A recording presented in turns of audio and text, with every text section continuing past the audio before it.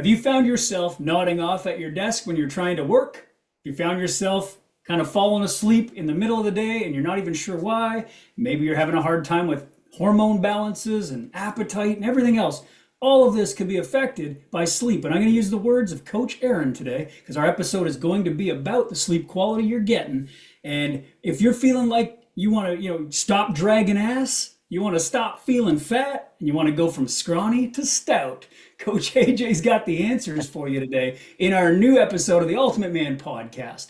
We've been doing this for about 4 months now, building our brand of podcasting. But we've been in this industry for easily over 5 decades. Coach Aaron and I have been doing this for a long time together, and not individually. We've been doing it individually, not as a unit. But today we've brought this project together to help you guys get the best out of what we have to offer you.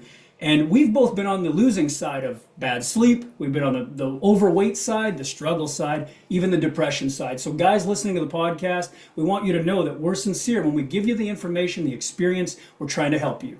All right, we're here to make sure you're getting the best information and clear out through the noise. So today we want to do that for the topic of sleep. If you've been struggling and you want to get more energy, you want to burn more body fat, and you want to build more muscle, that's what we're here for today. It's going to be awesome. Now, if you are listening to this episode and you realize there's other men in your life, people, brothers, uncles, fathers, whatever, share our podcast with them. Give them a chance to hear what you're going to hear today. And if you get value, it's like a great movie. Once you watch that movie, you want to tell everybody about it. So please do that. Share and subscribe. We're always looking to build our brand, but also we want to communicate and build our community. So if you guys could do that for us, click that subscribe button. And let's get started on joining the Ultimate Man community. We love you guys. We appreciate you. And again, our mission statement here is that we want to optimize the physical fitness, the health, the mindset of the guys who are listening to the show. And of course, if you're not listening to the show, you want to share as much as possible. You might get this from a friend or a family member, and we're going to try and keep that going. Coach Aaron's become a close family, friend, and partner of mine in the business. It's been amazing to get to know this guy, and I can't wait to hear all of his tips, strategies, and expertise on getting good quality sleep. He's used this on many clients throughout his journey as a coach, but he also had to use this for himself to make sure that he's in the best optimal shape he could be in as well. So Coach AJ, welcome to the sleep seminar we're going to do today on the Ultimate Man podcast. How are you feeling today, brother?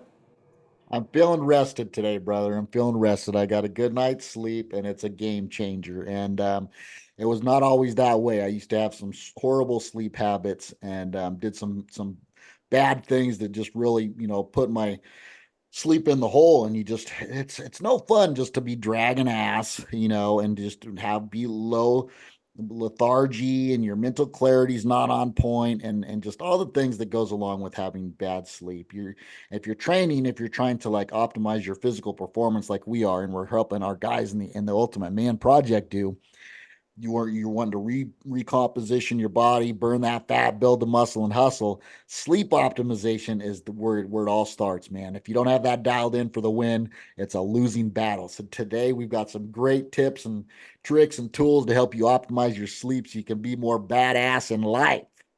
I love it. I love it. I love the energy too. It's great. We're doing this in the morning when we film this, so I don't know when you're listening to it out there, guys in the world, but understand that a good start to your day sets up for a great sleep. So if you're struggling with sleep, sometimes the morning routine is what's going to, be setting you off. So we're going to talk about that. We're going to help you guys get things in order. So get your pen, get your paper, your notebook, whatever you're taking notes on. Maybe it's your phone, and we're going to spend an hour with you. I want to set an alarm because Coach Aaron and I get off and we start talking. We go way too long sometimes, and it's always good. We always have great intention, but we're trying to do something for ourselves here, set a goal and stick to it. So we're going to work on that. I'm going to hit start on there and let this show begin.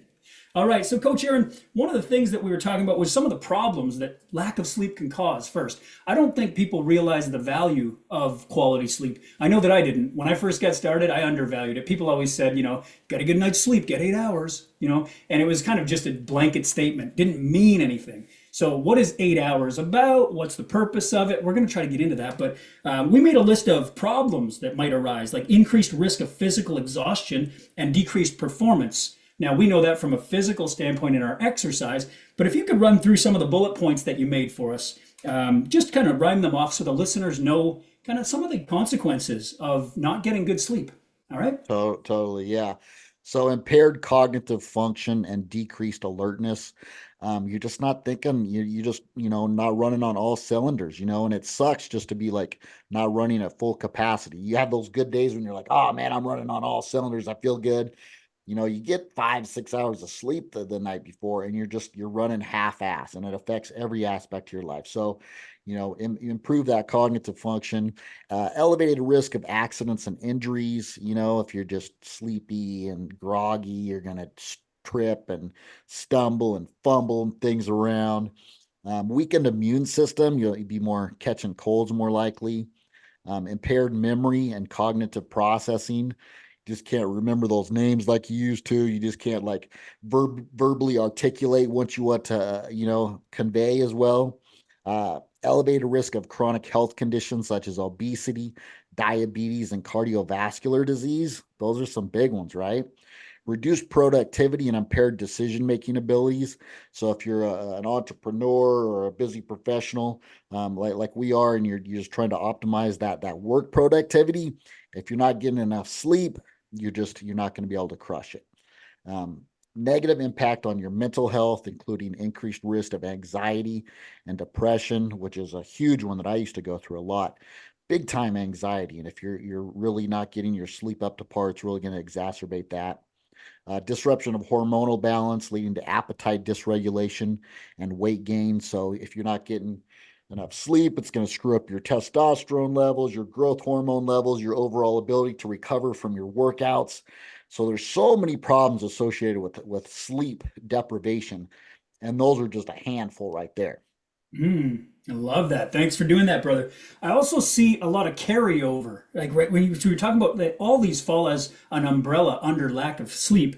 But when I look at things like disruption of hormone balance, leading to appetite dysregulation and weight gain, that also disruption of hormone balance is like reduced productivity and impaired decision making ability. There's also the mood swings that were mentioned in there, greater susceptibility to mood swings and irritability. Like they carry over because one thing leads to another. It's like a really bad spiral of events that are going downhill, right? So the lack of sleep may start with just one thing you notice, and it's good to keep a journal because you want to kind of find out what is triggering, and of course the sleep, and then start noticing how it affects your day as it plays out. One of the ones you talked about was elevated risk of accidents and injuries. Now, I think car accident right away. You see signs on the highway. I don't know if it is the same in the United States. I'm in Canada, and they put up there fatigue kills, right? Pull over, get some sleep. Like it's a reminder on billboards and signs that go by on the highway because that's where most car accidents are caused. Someone's either distracted driving with a phone or they're literally trying to, stay on the highway too long. And they should be pulling over, taking a hotel or whatever it takes to get some sleep and recovery, but they try to drive through. Next thing you know, you're asleep at the wheel. But that's in the way of like talking about cars, but what about real life? Like just everyday life. If you're in the same groggy state, could you be causing accidents in your own life, trip and fall? What about how dangerous it might be at the gym? Have you ever had that like you talked about cognitive, which was on the list there, impaired cognitive function and decreased alertness? What if that is a factor while you're trying to perform a heavy squat? Or you're working on a deadlift and you just didn't, you just weren't there, right? The Yeah. risk of injury is getting really high. So we're talking performance now, not just in like driving a vehicle fatigue kills, but fatigue can kill in a lot of ways, in the gym or in your life as well. Have you had any experiences, Coach Aaron, where you've been a little bit like lack of sleep, groggy, and maybe in the gym and just kind of made a poor decision or ended up in a way of like where you noticed it affecting you? Yeah, it's a great point. Like in the gym, like I like to think of being in the gym as like kind of like my moving meditation. Like you want to be 100% present in the moment, giving your full attention to the exercise that you're doing. Like every repetition matters. And if you're, decreased cognitive function a little bit and you're just not as sharp and you're a little bit slow and your technique is off just a little bit, you're going to end up probably hurting yourself, like you said, especially if you're doing some compound movement like a heavy squat or something like that. So yeah, there's been times in the past where I just have not been, running on all cylinders, but still my ego wants to get involved and I still want to like go through a really hard kick-ass workout. And then you just end up doing more damage than not sometimes. So it's Mhm. not a good idea. Yeah, and again, I like that you've experienced it. I want to say that I've experienced it too in a way of it plays. I remember you mentioned in here something about depression and and I'm looking through mental health and anxiety and depression, that's something sleep alone can do, is weigh on that. But in the form of performance, I've noticed in the gym on days where I've went in there on lack of sleep and I've tried to perform my previous, let's say my previous best or my previous expectation, and I've underperformed, it's left me feeling like I failed, right? Like I didn't actually do it. So now I'm in my own head feeling like I've lost progress. I'm actually getting weaker, not stronger. And what I'm there for is to get stronger. So it wasn't my ability that decreased. It was my sleep that was making me feel and not have the energy. And then, of course, the lack of food. Remember, we talked about that in there, leading to appetite dysregulation.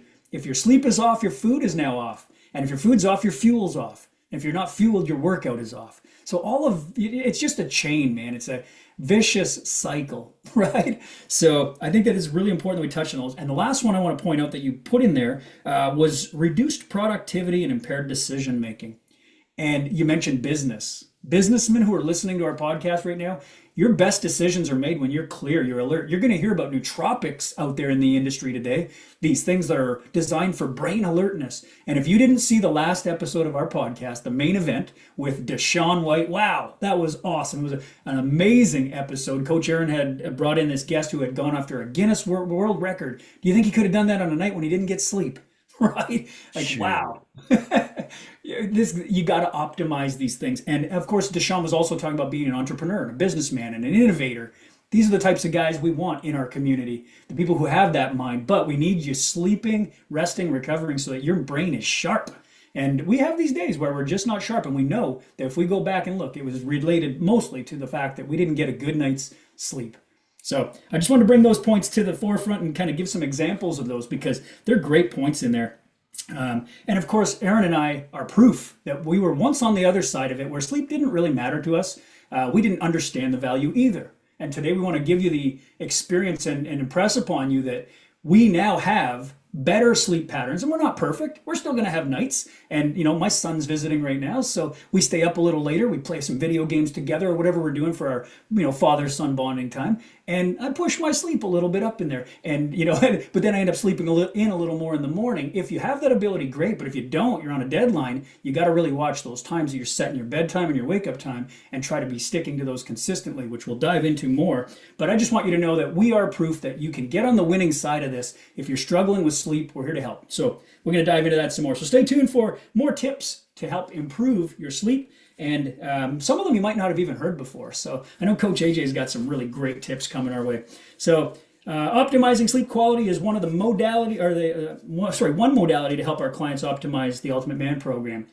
The reason we say that is we're doing the summer shred right now, and our week this week is all about getting good quality sleep. So we got some guys in there who are really kicking ass. They're losing the inches of body fat. They're feeling amazing now. And each week we're working on another habit. So if you've never done anything with our Ultimate Man project before, if you see the opportunity to get on board, definitely jump in and try working with us for a little while. You will not be disappointed. These guys are stoked. We're getting great feedback messages as well.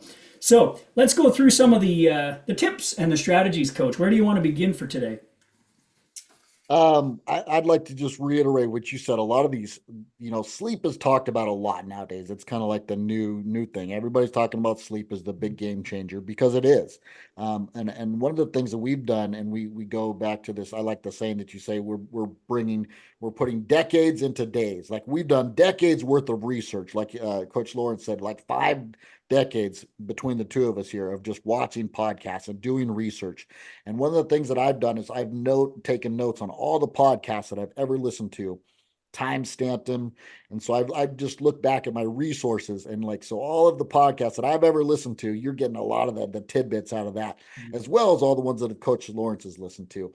And I think one of the points that you just mentioned there right off the bat is just that consistency, that regularity seems to be one of the big things that a lot of these experts are saying is the real thing that really matters, having that regular wake time and sleep time. You have a bedtime set and a wake time and you stick to it, regularity. Nice. And so if that was the case, and our listeners are like, okay, well, what time should I go to bed? What time should I wake up? What would be the advice you'd give them for regularity? So if someone's say, they get up at 9 a.m. every morning and they go to bed. They're not sure when to go to bed. Is 8 hours the recommended dosage? Is that what you're supposed to get? We've heard that since the beginning of time. Get 8 hours of sleep. What do you find, Coach? What has been the best advice for you when it comes to being consistent? What time should they go to bed and what time should they wake up? What do you tell them? I think 7 to 8 hours is a good recommendation for most people. Some people can do fine on less. I could do pretty well on 7 myself.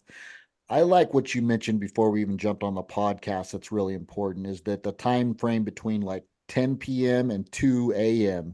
is that time where you're most likely to get the best REM sleep, that rapid eye movement, right? And that's going to be able to regenerate your and help your thinking the next day. So if you're missing out on that REM sleep and you're going to bed at like midnight, you're potentially not optimizing that REM sleep, which is super crucial. Nice. I'm going to take notes while you talk, my man, because you are condensing decades into days. I love it. So if you guys are watching our podcast, not just listening, and you see me looking down, I'm looking at notes. I'm looking at studies. Like Coach Aaron said, we're bringing all the information to you based on all the work we've put in already, things we've applied. And as I listen to Coach Aaron, I'm going to be taking notes too. So because there's always some great information that he's either used or encountered in his journey, and vice versa, I'm sure. So sleep time between 10 and 2 is optimal for that REM stage. I've seen that, I've read that, and I've seen it to be true. Obviously, when you look at anyone who's got a trackable device like a wearable, a Fitbit, or an Aura ring, it actually tracks your sleep based on your breathing, your heart rate, and some of them can do temperature regulation and everything. These devices are getting pretty fancy, and some people argue wearables aren't reliable. And that's fine. You can argue whatever you want. You're allowed to do what you want. But at the end of the day, I always say this: if it's inconsistent, or sorry, if it's off and it's wrong, as long as it's consistently off and wrong, the same amount, you'll still see which way you're trending. Which I find is just like any scale you get on. You go, this scale's telling me I'm 190 pounds. This scale's telling me I'm 195. Which one's right? Doesn't matter. Just use the same one and be consistent, right? It'll tell you from there. So don't get too caught up in that. But if you look at your sleep score, you look at it where it is. I like to break it down, and it gives you the REM stage, the light sleep stage, the deep sleep stage, and it goes through those stages, and it tells you how long you were in each stage. And the first thing is usually the deep sleep kicks in the first little bit. As soon as I fall asleep, I'm seeing that as a response right away. So the deep sleep is recovering that nervous system and it's doing muscular tissue repair. That's important. That's a really important stage to get into is deep sleep. And I find that one really highly affected based on what I did that day. So that's important too. But between 10 and 2, the studies are showing that REM sleep is at its highest. And that's, I believe, the compartmentalization stage with all the memories and things we've experienced for the day. It's more the cognitive restructure. So, Coach Aaron, about the REM sleep part of it, is that what you found as well in the studying and the information was that it was kind of the mental health filing or the like the compartmentalization of cognitive? Yeah, definitely the Okay. cognitive repair and stuff. And then as well as just even from personal experience, I had wore a Aura ring for a long time. And I like you said, it's got a graph that it shows you of like when your deep sleep, REM sleep is, and all these factors. And I noticed on the nights that I went to bed early at like 9 or 9 p.m. rather, those first few hours were definitely like the longest periods of the deep and the REM. So Mhm. I think that definitely correlates with my findings as well. Perfect. Good. So, again, if you're listening to our podcast and you want to check out any of the references, we might drop a name here and there, someone we've listened to before. You can go check them out too because there's, information is great to collect, but then it's going to be application. We always say application over information. Coach Aaron and I want to take you to the point where you're taking action. So you can collect all our knowledge, which is great. It's free, it's here. But if you want to get actionable on it, you got to either implement what you're learning right now or reach out to us for the coaching, and we will take you on the journey and help you with this. So it's really important. Some of the tips and strategies that start you off. So we talked about going to bed at a certain time. Do you do any specific protocols to prepare the room before you go to bed? Is there some things we can give the listener right now about how to get a better night's sleep just in the room itself? What do you do to the room? Is there a certain room you have to go to get the best sleep? What do you notice? Definitely just dimming all the lights, like an hour or so before bed. Ideally, trying to turn off all of your electronic devices, not getting a bunch of screen time before bed is good. Get off your phone or put in like nighttime mode so you're not getting that blue light. They even have some apps where you can get like more of a nighttime mode on your phone or your laptop or whatever. So that's what I'll do. I'll just generally try to start winding down an hour before sleep so I can kind of get into that state. Perfect. And is there anything to be said about the temperature of the room? Have you found that you get a better sleep due to temperature? Big time, big time. That's like one of the huge factors for me. If it's hot, summertime, it's just, I mean, it's so much harder to go to sleep. So the ideal temperature from all the studies that I found is somewhere between about 60 to 68 degrees. And I definitely agree with that. If it's under 68, I sleep way better. I totally agree. I found the same evidence out there in the stuff that I've studied as well. And then I've applied it to myself. And I can say honestly, I sleep at 66. That's the room temperature that I set my room at. There's nights, and again, if you're a listener who maybe doesn't have air conditioning, let's say, and it's the summertime, it's hot, right? I have found that, like, because I've been in that boat before. I'm luckily now I have like a central air system in the house, so I can keep the room at 66 and regulate it. There's been times though I didn't have that luxury, and I know that some of our listeners don't. And so, if you're trying to cool the room down, are there any tips and things they can do to maybe block light and things like that to keep the room cooler? Or is there anything you found about like maybe using a shower before bed, coach, that you might be able to use Yeah. as a Yeah, even just a hot shower or a hot bath before bed, because the body temperature ideally wants to drop about 2 to 3 degrees to help initiate that sleep process.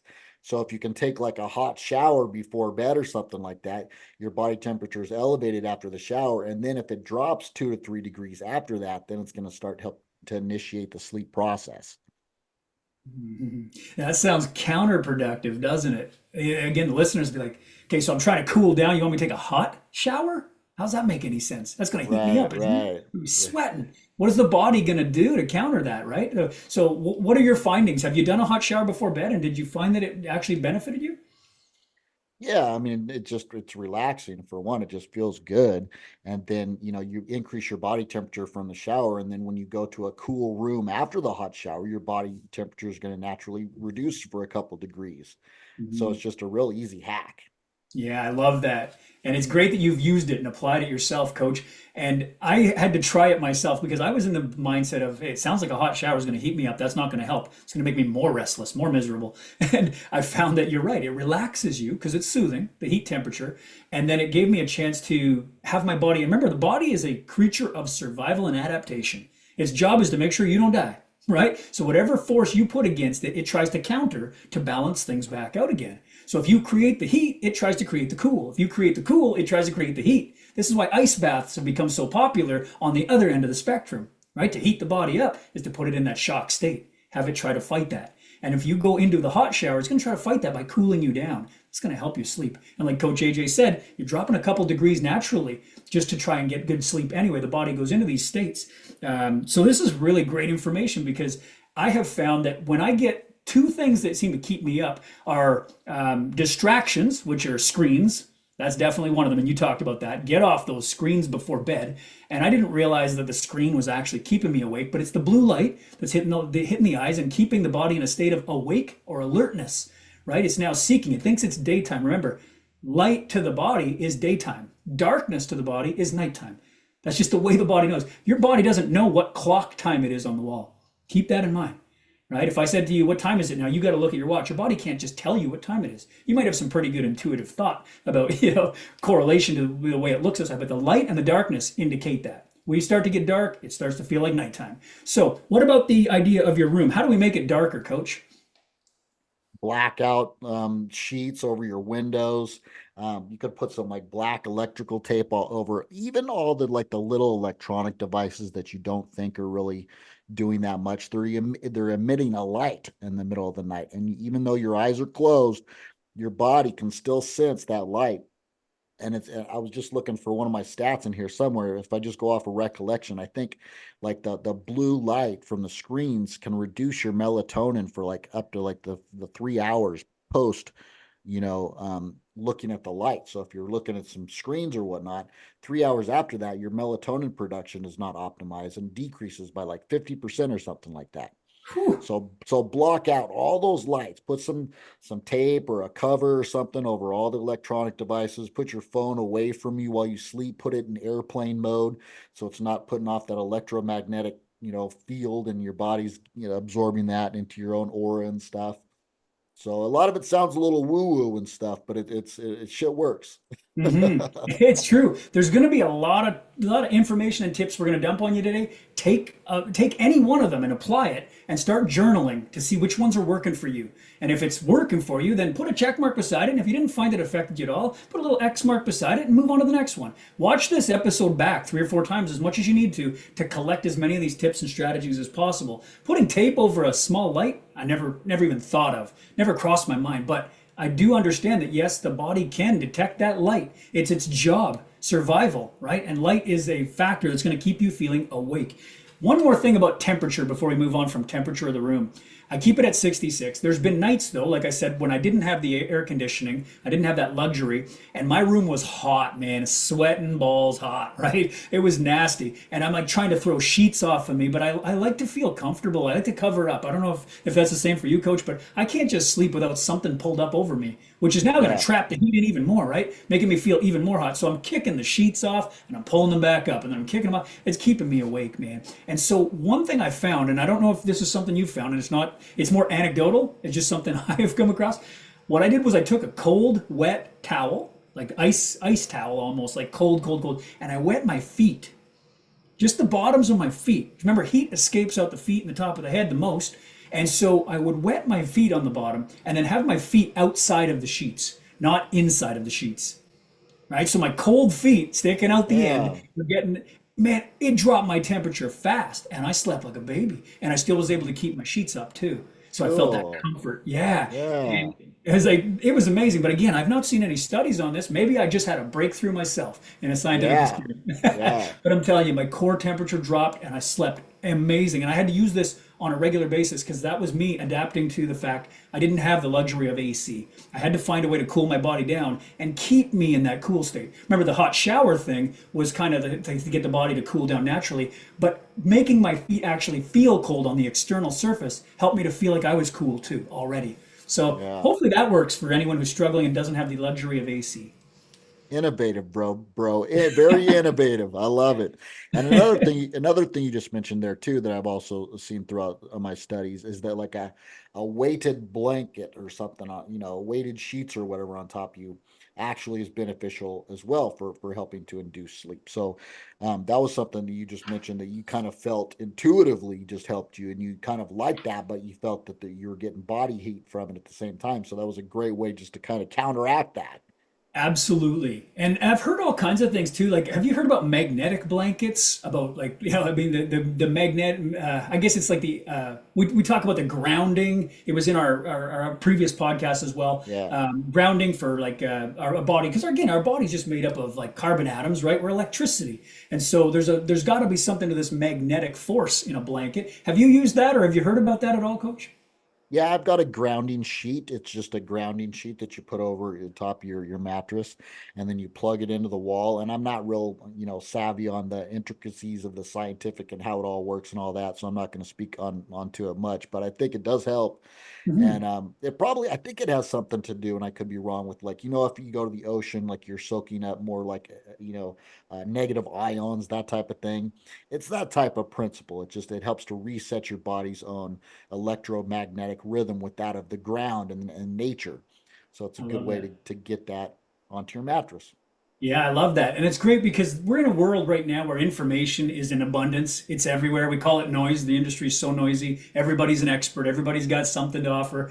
And you're hearing a lot about grounding and sunlight. Those two things are important. But we have really found that sunlight, first thing in the morning, has had major impact on the body. And then biohackers will preach this on a regular basis. But Coach Aaron and I are here to tell you that we use this as well. We love the outdoors. We love to hike. We love to get out there and use that. So if you're someone who isn't getting outside and getting sunlight regularly, start to add that to your day, and you'll notice you're getting better sleep. Guaranteed. I mean, it's scientifically proven. The studies are there. We've even lived it ourselves, and we use it regularly. So, just as we're on the topic of the grounding and getting outside, touching your feet in the sand or on the earth's surface, that grounding is really important. Anything you want to add to that on the grounding part, Coach? Well, big time on the sunshine part of it because sunshine, our serotonin is stimulated from the sunshine, and melatonin is a byproduct and produced from the serotonin. So if we're not getting enough sunlight during the day, we're not optimizing those serotonin levels, and thus we're probably not going to sleep as well at night because our serotonin isn't being converted into the melatonin as efficiently. Love it. Love it. And I'm crossing things off the list here because we've got so many wonderful pieces of information today. I'm just making sure that I've crossed off everything here. And Coach Aaron just talked about melatonin produced from serotonin for crucial sleep. Another note you made on that, and I just want to touch on and ask you about, was 5-HTP, the precursor. Do you have any experience with that? Have you used that before? Yeah, it's something a lot of the experts recommend taking like before bed, like 100 milligrams of 5-HTP, and that's a precursor to serotonin. So that again, that just kind of helps you get into that sleep state. So I've used it before, and it's one of those things that it's not like taking some prescription sleep pills. It doesn't like knock you on your butt or anything like that. So it's kind of hard to say. Um, definitively whether it has a big impact or not, but I do it as kind of like a little insurance on some nights where I feel like I need a little extra boost in sleep. Cool, cool. I have no experience with it, so I thought I would ask just because I saw it in the notes that we want to talk about today. And I love picking your brain on this stuff. That's the beauty of this podcast. It's real, it's up front, it's live. We're not editing this, it's coming to you guys the way you're getting it. So thank you for being here and appreciate your subscriptions. So, again, reminder if you haven't already, turn on the little notification bell, hit us with that subscription, become part of the community. We appreciate that very much. One more thing I want to talk about on the supplement side of it, because again, you may have a few more supplement things you wanted to mention. But while we're on the topic of the 5-HTP, the melatonin production stuff, I've noticed that, and again, I don't know if everybody out there is like me, but and you may have an argument for artificial sweeteners and everything else. I mean, that there's no science proving artificial sweeteners are detrimental. There's just not enough studies on it yet to go either way. So I still drink the odd, diet soda, like a Coca-Cola Zero, or an energy drink with a no sugar added, aspartame sweeteners or whatever they're using. And I still feel like that's part of my day. I balance that out and I enjoy it. But I have to realize that caffeine has about a 6 to 8 hour half-life. And so caffeine as a supplement can play a major role if you're timing it wrong on whether you get sleep or not. Coach AJ, do you have any experience with the caffeine part? Any specific, what do we call it? Like anything you've used to stimulate and then found that, oh crap, I took that at the wrong time and now I can't sleep.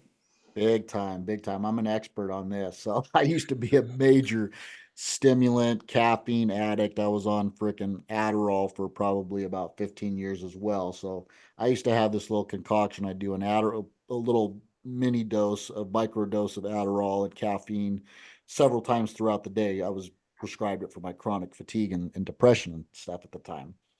But anyways, yeah, I mean, if you have caffeine too late or other like fat burners and stuff, there's a lot of them out there that have even a longer half life than the caffeine. Like you said, caffeine's got what 5, 6 to 8, you said. Yeah. And so, I've heard like 3 to 6, 5. So anywhere, it's a long time. So like say it's generally recommended that you stop your last dose of caffeine around 2 p.m. Okay. So say you even have like a half life of like there's fast metabolizers and there's slow metabolizers of caffeine too. So some people can just burn through it pretty quickly.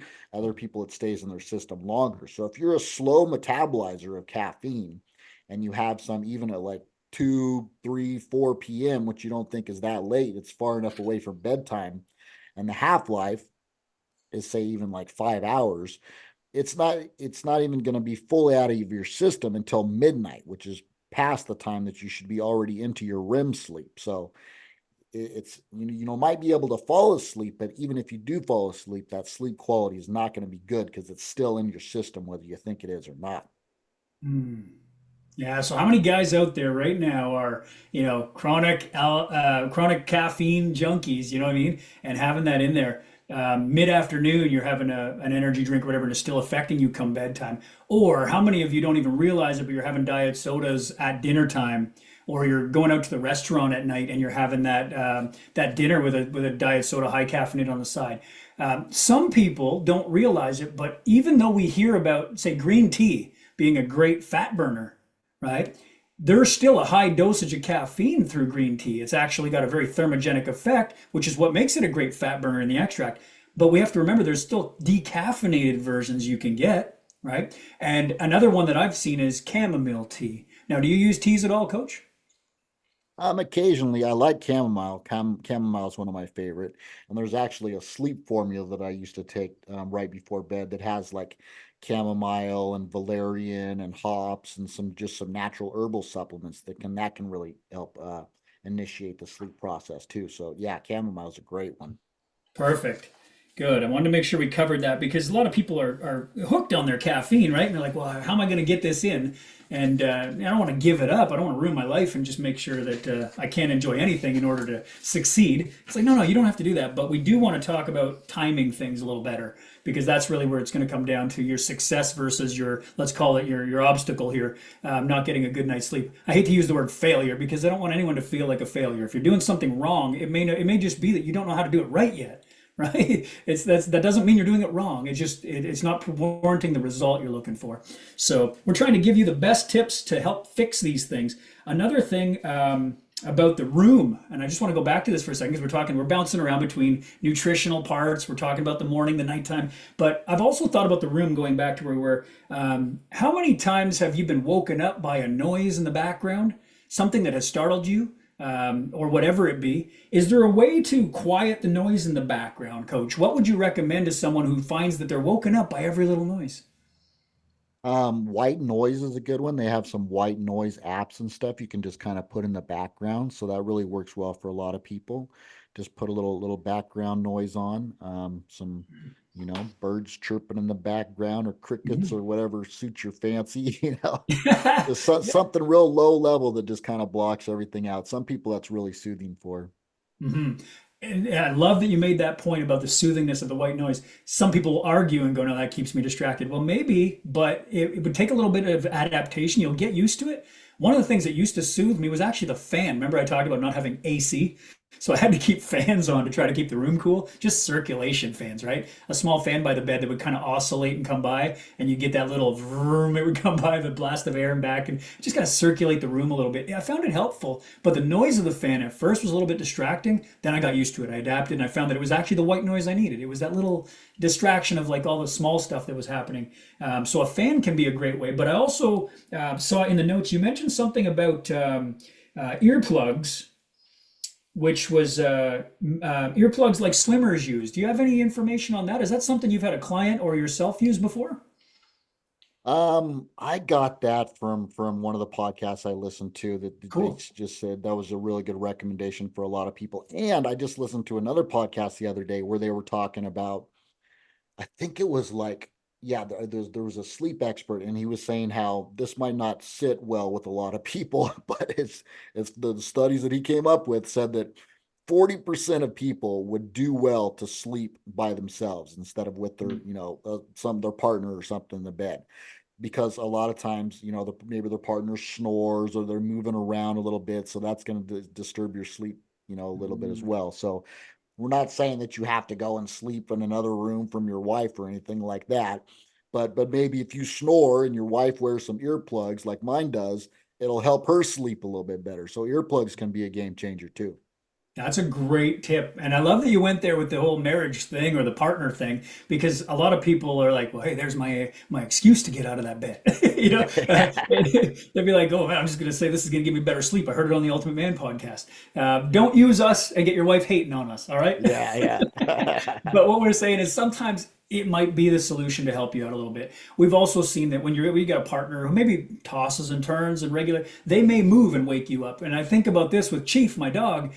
He's small, and since he's a puppy, we've had him on the bed. He's just very small. He's a little beagle, and he curls up just at our feet. It's excellent, and he doesn't move much. But some people have big dogs, and they end up on the bed, and they take up the majority of the bed, and they're moving, and and every little noise they get up and they startle with. I mean, that can be a distraction that's keeping you awake, and you may want to consider getting the dog a bed beside your bed, down on the floor, not on your bed. It's one of those things that could make a difference, and for some people it probably has. I haven't experienced that myself because my dog's really good on the bed. I don't even notice he's there, but he does have a go to sleep and a wake up time that's actually pretty good. And it's helpful because when he gets up, it makes me get up. I got to go take him out. So that keeps me accountable to my wake up time, which means I now have to set my go to bed time off of that schedule, or else the dog is going to cut into my sleep. So keep that in mind, pet owners out there.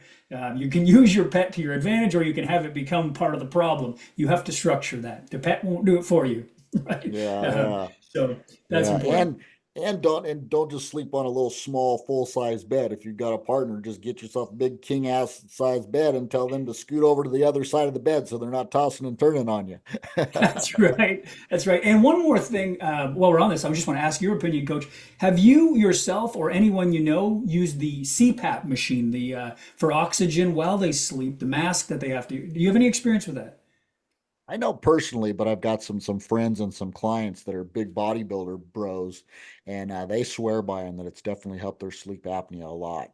Okay. And from my understanding, you're attached to a mask and a hose that connects to a machine beside the bed that kind of provides oxygen to help you with breath, maybe prevent snoring, things like that, where you're not getting good breath control through the throat. I'm imagining if you're someone who's got a lot of extra weight, usually that's causing restriction on the throat, allowing air passage, and or let's say not allowing air passage, therefore causing you to snore, causing you to have these respiratory interruptions, and then of course affecting your sleep. Right. So the CPAP machine is to open that airway to provide oxygen and let you get a better sleep. At least that's my understanding of it. Don't Yeah. claim to be an expert on CPAPs, but thought I'd check with Coach AJ as well for experience. I'd like to share with one experience I've had. I had a client. He was, I believe, in his 70s. I'm trying to think back, maybe 68, 69. He came to me at the gym overweight and completely in a state of wreckage. He was in a bad way, and he wanted to get fit. This was something that he had, set out as a goal. And he was on the CPAP machine, and he said, I'd love to get off of that one day, and not have to use it. So I can tell you this, as we worked, we ended up taking 80 pounds or more off of this guy, feeling amazing, totally regenerating his lifestyle. And the weight loss, I don't know that he ever got off the machine, but he definitely felt it was more of just like a backup plan. It was no longer the need to get a good night's sleep. He was sleeping better. And that was, a direct correlation to the CPAP machine from my own experience, was that his weight loss really allowed him to get off that machine, or at least get far enough away that he wasn't dependent on it anymore for a good night's rest. So, Nice. have you had any experiences like that? No, but I could definitely see. I mean, I Yeah. think that's the main reason that people have to wear them a lot of times is just because they're overweight. They're Mhm. either overweight fat or they're overweight, buffed and too muscular. With the either way, they got too big of a neck. So Right. lose a little bit of the fat weight, and you're going to be way better off.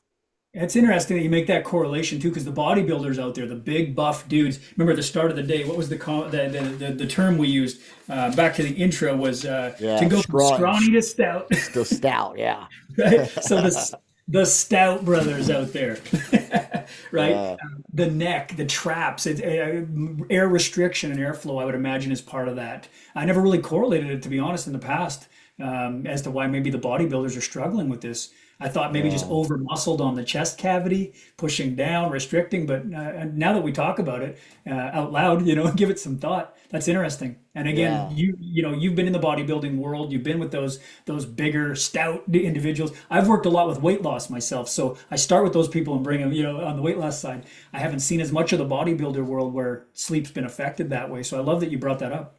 Yeah.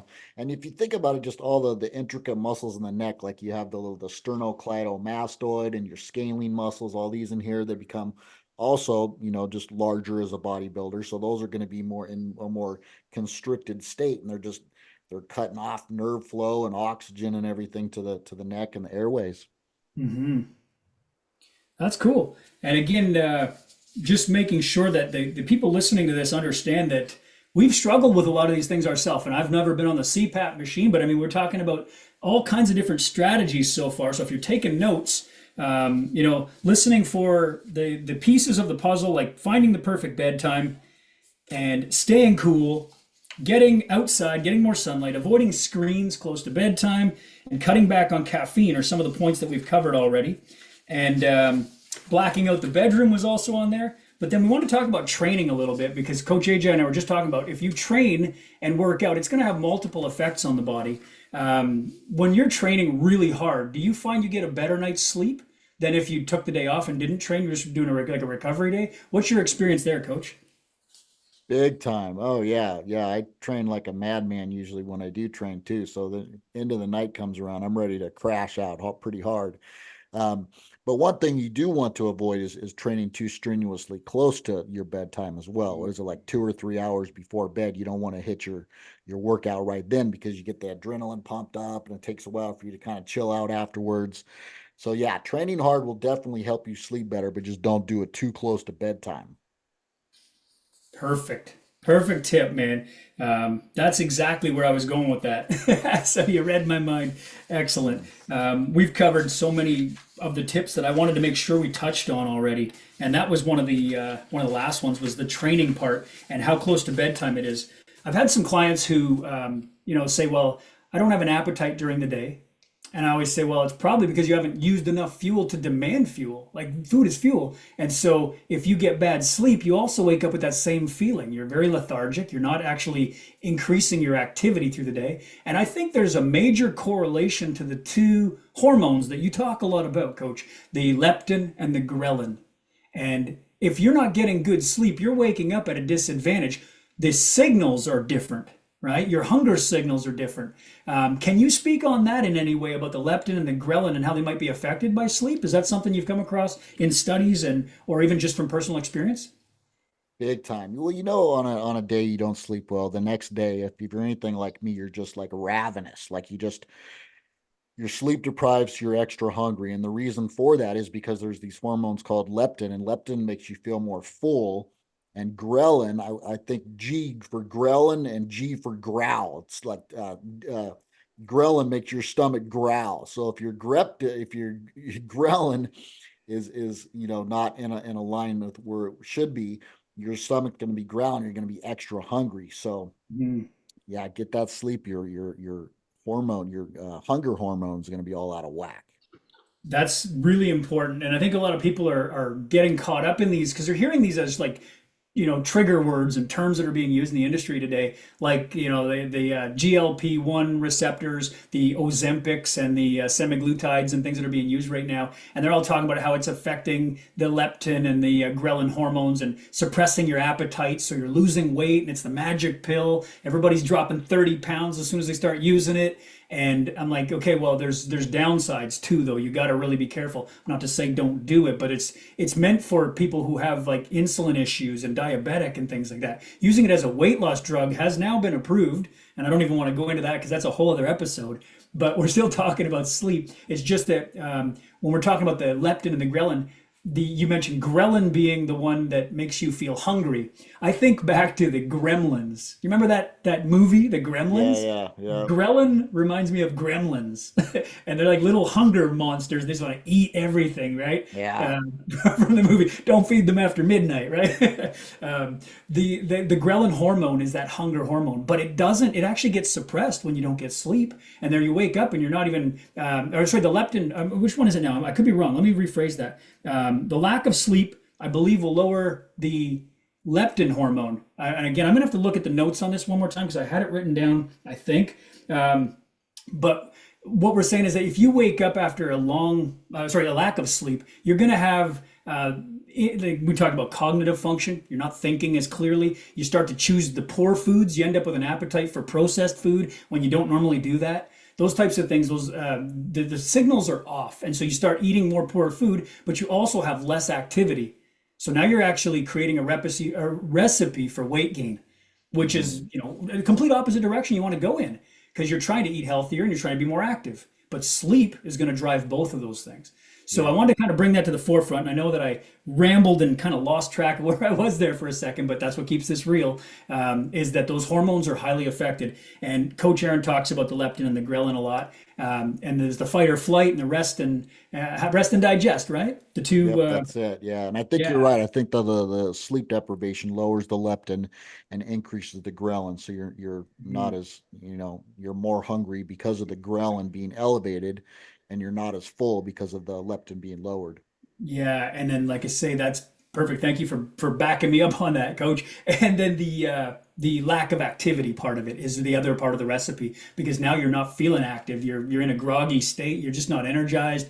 And even though you're choosing foods, you're choosing the wrong foods that aren't really nourishing your body. So it just, we talked about that recipe for downward spiral, and that's one of them right there.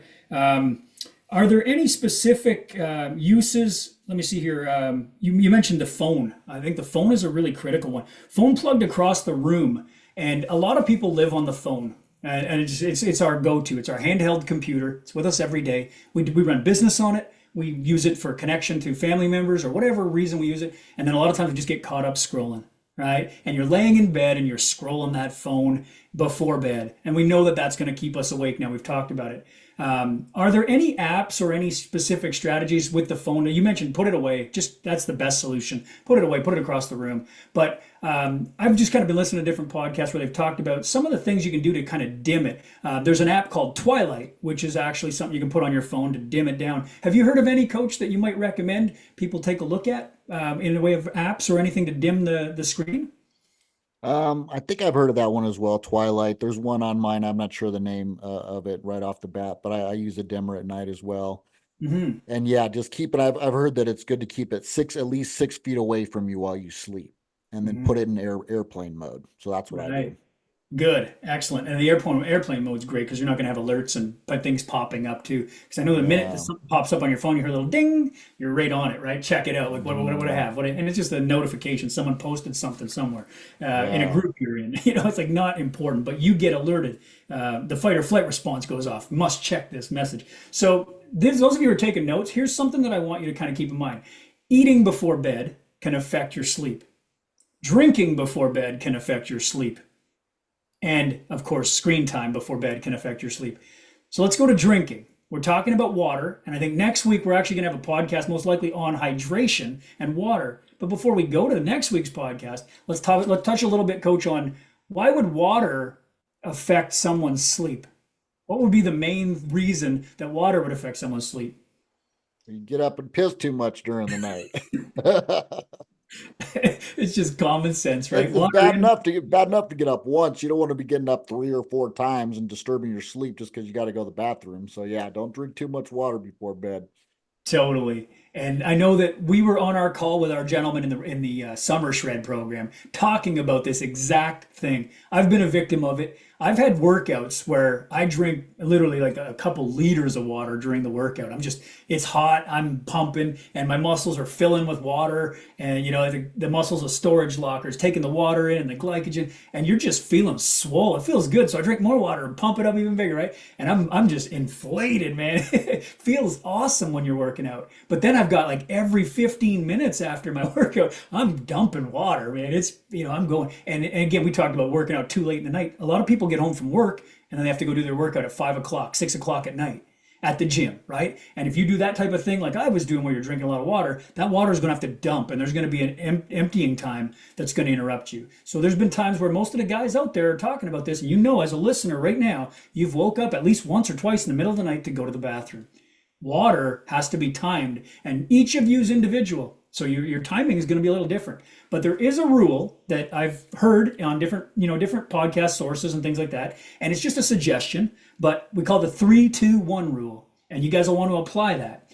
And so we're talking about 3 hours before bed, 2 hours before bed, and 1 hour before bed. And those are like time restraints to put in there. So 3 hours before bed, no more food, which can keep the digestive going and the activity in the gut to allow you a better sleep. 2 hours before bed, we're trying to help you to get rid of the water so you're not waking up and having the flush in the middle of the night. And 1 hour before bed, no more screen time. Try to get rid of the screens because that's going to be your last hour before bed to shut her down. So we've talked about that 3-2-1 rule on our calls with our gentlemen. So we're giving some very valuable information here. But again, your application is everything. Whether this works for you or not, you got to apply. So Coach Aaron, if we stopped the drinking 2 hours before bed, would that work for you personally, or do you have a different protocol? Do you go maybe 3 hours before bed? When do you cut your water off? I'll have like a little water, like 2 or 3 hours before bed, but not much, just like enough to take my vitamins with my dinner type stuff. But Hmm. I really like my typical bedtime is like, 9 or 10 p.m. And I'll usually try to cut the majority of my high water intake off like around 5 or 6. You know, it was like the last time I had my last liter of water. Hmm. So yeah, I'm well beyond that 2 hour window. I'm probably more like 4 hours before there because I really don't like to get up and go pee in the middle of the night any more than I have to. And then I the love it. food part of it, I also don't like to go to bed with the being hungry at all too. So I'll probably have my last meal maybe like 2 hours before bed. So I feel satisfied, but it still has a couple hours to digest and it's not going to interfere with my sleep as well. Sweet, brother. And so you covered those areas that I was, like for myself, I think that I follow the 3-2-1 rule to the best of my ability and modify it. And for some people, they have to adjust it a little bit for, their lifestyle and how they have dinner with the family type stuff. But I like that you were talking about the, cutting back on the food part a little earlier too. I had a client where I just threw that out there and said, let's just try this, see what you find. And she had not broken a weight loss plateau in a while. And then she said, what should I do? And I just said, well, listen, no more snacking after dinner. It was just the snacking part, right? And she was like, oh, okay, well, I could try that. And she messages the next morning going, okay, that's magic. Just totally dropped my weight, broke my plateau. It was like something so simple, right? But it was after dinner, there's that last little snack before bed thing. For some people, they might be okay with that and still sleep well, but she wasn't getting the sleep. And then so the snack was affecting the sleep. Once she took the snack out, the sleep got better, and the sleep led to a better reset and recharge and weight loss in the morning. So bingo, right? And Nice, again, it's nice. just the anecdotal evidence, but again, these are things we've seen with our clients. And you, the listener, you got to apply it to find out if it works for you. But we're dropping a ton of bombs here for you today. They're going to give you the most information we can. One of the notes you made that just made me really kind of like, whoa, I never thought about that, coach, was lock your door so you feel secure. What's that all about? How's that going to lead to better sleep? Well, I mean, it's not, I mean, we lock our doors just out of habit now anyways, but, I think just the simple fact of just going back to where we're, you know, human creatures and where our safety is one of our number one priorities. So you just anything that takes your subconscious mind from having to think about your overall well-being and safety is probably a good thing. So I know some people that don't have to worry about intruders coming in the middle of the night. That's kind of a big thing for a lot of people. So why not Totally. do it? Lock your door. Easy. Again, and that it's one of those simple things that people might be missing out on. And the idea of being safe and secure is the same as me pulling up that blanket I was talking about earlier. Just a comfort feeling. It's a peace of mind. It's a security blanket. Right? But that's the key is locking that door. When I saw that on your list of things we want to talk about today, I was like, oh, I want to hear about that. Is it like an experience maybe you had or just something you've seen? But I think back to cave days. I mean, hell yeah, if there was a way to lock the cave door, they would have felt a lot safer, right? But an Yeah. animal could literally come in. So the fight or flight is like, we as humans have an amazing adaptation to the circumstance and the environment we create. So those of you listening, create the environment for sleep. Your bedroom, and again, I've heard this from one of the guys I listen to, Sean Stevenson, and he said your room should be the S, and it's sleep and sex. That's it. That's your room, and those two things. Other than that, there should be nothing in there. In fact, studies had shown that couples who had a TV in the room had less sex and less quality sleep. I was like, okay, well, that's pretty cool, right? And again, the studies they run are on all kinds of different variables, and they try to control the environment to get actual statistical data. And so, a TV in your room could actually be a detriment. You may be watching screens before bed, watching TV, and it could be interrupted. But he was talking about the sex part of it, and he said a good night's sleep comes from the oxytocin release. The chemical hormone release from sex after an orgasm and the way that the body shuts down. But they said there was also a higher level of sleep quality that came from having sex with a partner versus doing it manually yourself, right? I was like, that's pretty cool too. And again, we're the Ultimate Man podcast. We're going to give you the real deal. We hope that it's unfiltered and uncensored. So if you're okay with hearing about masturbation, this is based on studies. But the self release was not the same quality of chemical release to the brain as having sex with a partner and the fulfillment that comes with that, which was pretty freaking cool. And both, Yeah. were studies on how it affects the sleep portion. So that's a really good indicator. You want to have more sex? Tell your wife that you need to get better sleep. So you got to have more sex. It's going to help your sleep life. There you Right? go. It's gonna help both lives. Win-win. Win-win. Yep. Awesome. Very cool. Yeah. So that was just something I came across recently too, and I was like, "Hey, this is good information, though, right?" Because we talked about sleeping in different rooms potentially, if it's a necessity. But your room should be your sleep haven. It's what it's designed for. Don't use your bedroom as your office. Don't use your bedroom as your theater to go watch a movie. Like, try to get that room to be your dark place. It's your cave. It's your shutdown. Your oasis for sleep. And if you can do that and control the temperature and everything, you're going to get a good night's rest, which is important. Are there any specifics, Coach, that jump out to you that we haven't touched on that you wanted to kind of highlight before we go today? I know we're kind of jumping around a little bit, but that's fine. Yeah. I just want to go back to a couple other things here. I made notes of like we were talking about lights and stuff, blocking out all the lights in your room. Another good tip I would suggest is having like a red light, like a night light in your bathroom. So instead of just some regular bright fluorescent white light is a night light in your bathroom. If you put a red light in there, that's supposed to um, not fuck with your melatonin during the night as well. So there's that. Don't work in your bedroom like you said. So don't be doing work on your laptop while you're sitting in bed. Go take it out to your dining room or wherever you work and do some stuff there. And then one other thing is don't stay in bed awake. So if you wake up and you can't go back to sleep, like try to train your body that your bed and is just there for sleeping. So if you end up doing waking up in the middle of the night and you can't sleep, don't just stay there with your eyes wide open and stay in bed.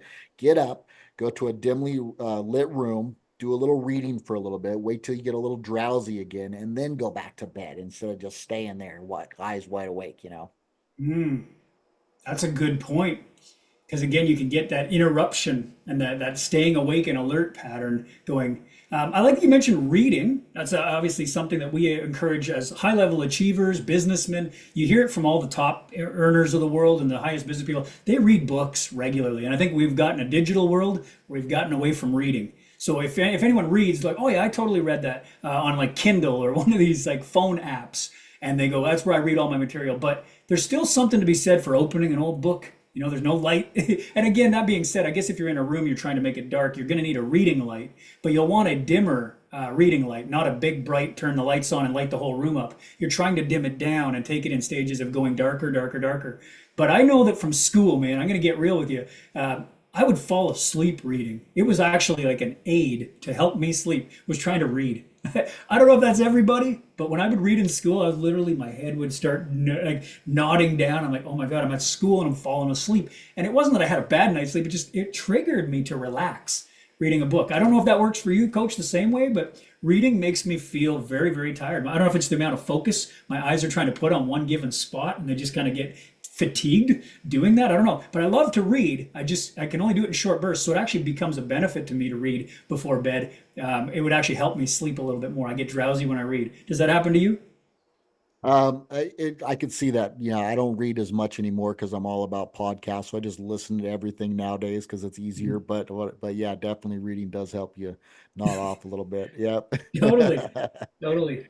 And again, we'll get into episodes where we recommend books and things that you're gonna have to use to up your game and improve your level, because that's our mission, to help you guys out there get better at you being a better version of yourself, becoming the ultimate man, which is what we want for you. So one of the last things I want to talk about, our last topic before we go today. We've got about a minute left on the hour. We've done really well today, Coach. We've bounced around, but we've covered a lot of ground. Yeah. That's awesome.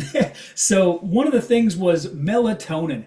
And I think that when we talk about that, people start supplementing before bed. Now, I was reading, or sorry, no, I was watching and listening to a podcast with one of the guys I respect a lot, listening to his studies, is Lane Norton. And he covered a lot of material. And in his tips and strategies, he talked about a lot of what we talked about today: the nighttime routine, the no social media before bed, the blue light blockers or apps to block blue light, darkening the room, cool temperatures, the sound machine for noise, and the optimal performance enhancement. So all of what we covered. But one of the things that he covered that we didn't was actual melatonin ingestion as a supplement. And he had suggested 3 to 10 milligrams of melatonin. Now that, when I looked it up elsewhere, found that it was kind of a high dosage. And the fear of that was that an individual could become dependent on it and not allow the body to produce its own natural melatonin. And then I thought back to other information I've read and heard over the years was about caffeine and stimulants too, where your body has a natural ability to create things. And if you supplement too much, you're going to actually dull that signal for creation and then become dependent on the drug.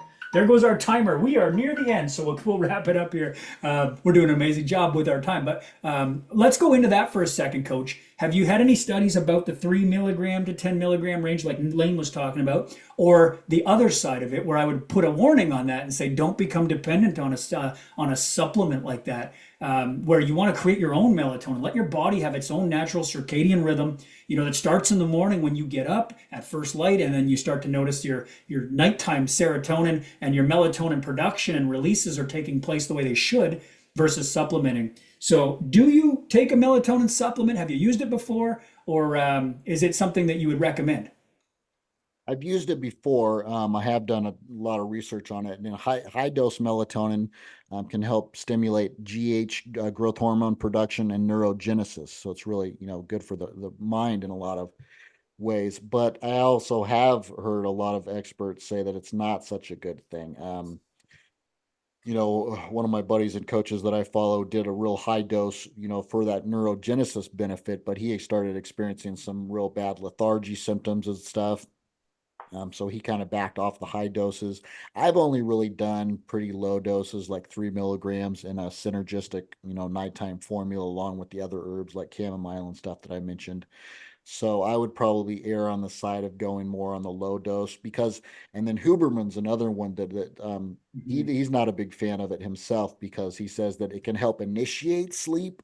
And this is something I found when I started playing with the high dose melatonin. I wasn't going super high, but maybe like 10 milligrams, it was up there. And then it would help initiate sleep so you could fall asleep better. But then I would wake up in the middle of the night and I couldn't go back to sleep. And he says Mm. that's one of the things that he finds with people. So I mean, it's something you might want to play with if you have severe sleeping problems, just like maybe a low dose formula. But I mean, if you can just stimulate your own natural melatonin production by getting that circadian rhythm dialed in, getting some sunlight during the day, so you're increasing your serotonin, which is going to lead to melatonin production. I would go with those natural methods first. Beautiful. I love that. That's a great way to wrap things up too, in, putting it all into perspective. The supplementation world has become very popular. Everybody's got a supplement out there now. Most influencers out there are selling their supplement and they've got their agenda behind why they push it. So you got to be careful with where you're getting your information, and of course the advice of people who are looking to make a dollar off of their supplement, and they're pushing that. But again, we're trying to bring you the science from different perspectives and show you both sides, let you make your own decisions. But we want to guide you towards making a decision that's going to benefit you rather than harm you. And one of the things that I've found was that dependency on any supplement is supplements are meant to supplement. That's their job. It's not to become your dependency. It's to fill in the blanks where you're not getting enough. So I think that's important. And if you can get up and get a good start to your day with a consistent scheduled bedtime, you will start your circadian rhythm and then release your natural melatonin at the end of the night the way you're supposed to, and then get a good night's sleep between 10 and 2 for sure.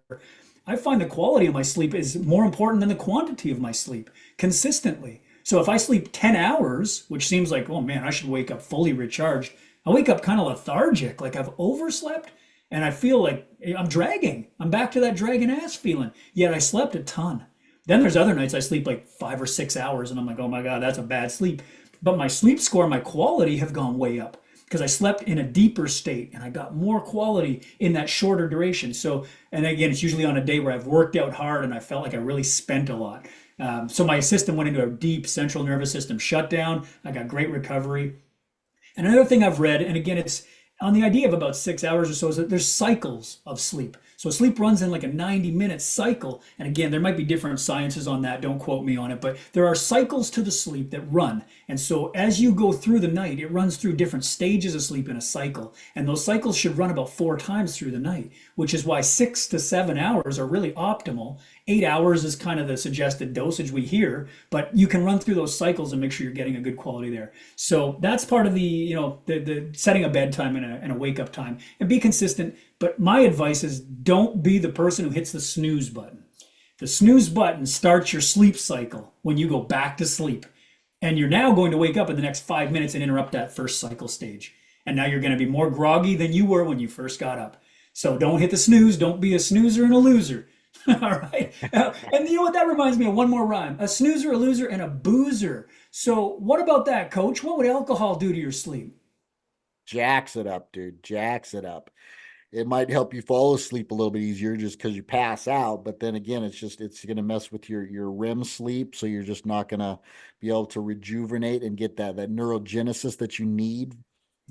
So yeah, alcohol is absolutely horrible. If you're trying to get in better shape and lose weight and maintain your muscle and win the fight loss hustle, Yeah. you need to cut the booze out, man. Long story Mm. short. Perfect. I love that you gave us some background on that. I had a buddy who literally claimed that, booze was the answer to his good quality sleep. It helped him fall asleep faster. But then he was up and he was getting poor sleep. The actual sleep he was getting was really shitty quality. And then he had to kind of cut back on that. I mean, well, it wasn't the answer. So don't trick yourself into thinking that it is. Alcohol's not giving you a better sleep. It's just helping you maybe shut down a little quicker. But that's all based on the relaxation that it brings you. You could relax in other ways. You don't need that crutch, that vice to do that relaxation. Breath work can be a great way. Lay in bed and work on box breathing.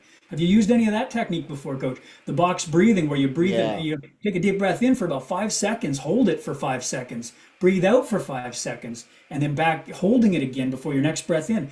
Do that 5 by 5 by 5 all the way around the box. Draw that in your mind as you lay in bed. What a relaxation technique to help you fall asleep. Yeah. Great meditation right there. Yeah. Mhm. And I think a lot of people are just looking for that quick fix. So they're looking to take a pill to help them sleep better. But before you start adding things to the repertoire, start thinking about just not self-sabotaging your sleep to begin with. So implementing some of these strategies we went over before you start piling more stuff on. Get rid of all the lights and the phone and all that and the screens, and give yourself a wind down ritual. All these little tips that we just went over. Mhm. Optimize your sleep first, and then if that doesn't work, then maybe think about adding on some supplements or something. That's it. Amazing. I love this episode because sleep is such an important part. I hope that anyone listening to this who came in today with an idea that sleep isn't really that big of a needle mover, is it? I hope that now you realize, after everything we've covered, that sleep is mostly the driving factor behind it all. If you get good sleep and recharge everything that we've talked about today, you're guaranteed to see results. And that's a guarantee that no magic pill can claim will last. This one will last. That's the biggest difference. So if you're losing weight, you're not losing body fat, that's a problem.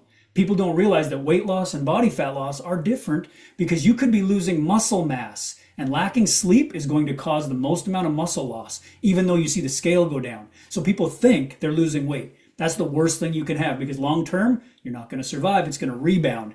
We don't want to see the rebound for you folks out there. We've been there, we've done it, and we've gotten the t-shirt. So listen closely, take the advice as best that you can, keep up with the notes and everything. And today's episode on sleep has been a lot of fun. Coach Aaron, I appreciate all your wisdom, all the notes and everything that we brought to the party today. Just awesome, brother. Anything you want to do to add the final statement to the show today?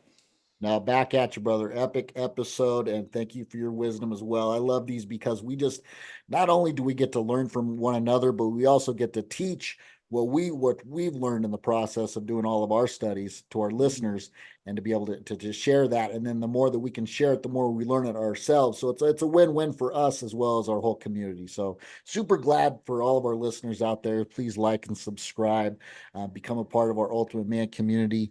And we'll see you guys soon on the next episode. You want to finish it Nice. off, brother? Yeah, so again, we're condensing decades into days, and since we're at least 3 hours before bed right now, we can afford to have a drink. And cheers to the ultimate man. So everyone who's been listening, you got your drink ready and you've been waiting for this. It's time to toast, and cheers to the ultimate man. Salud.